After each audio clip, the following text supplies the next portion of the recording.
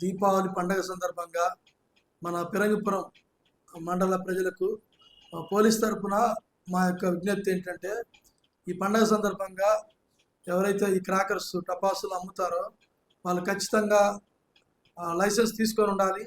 Permanent licence అన్నా ఉండాలి, లేదంటే టెంపరీ లైసెన్స్ అన్నా వారి దగ్గర ఖచ్చితంగా ఉండాలి.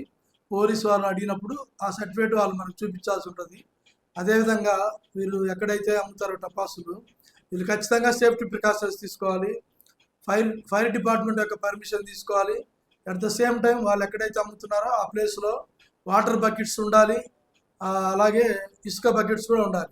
శాండ్, వాటర్, ఈ బకెట్స్ కంపల్సరీగా ఉండాలి. వీళ్ళు అమ్మే ప్లేసు జనసంచారానికి కూడా ఖచ్చితంగా దూరంగా ఉండాలి. ఎటువంటి అవాంఛనీయ సంఘటనలు జరగకూడదు.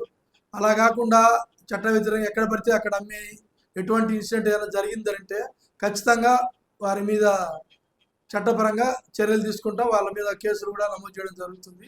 కాబట్టి ఈ విషయాన్ని ఎవరైతే వ్యాపారస్తులు ఉన్నారో గమనించి ప్రజలకు ఇబ్బంది కలగకుండా ఖచ్చితంగా సేఫ్టీ ప్రికాషన్ తీసుకోవాలని పోలీస్ డిపార్ట్మెంట్ తరఫున ముఖ్యంగా పిరంగిపురం మండలం ప్రజలందరికీ విజ్ఞప్తి చేస్తున్నాం.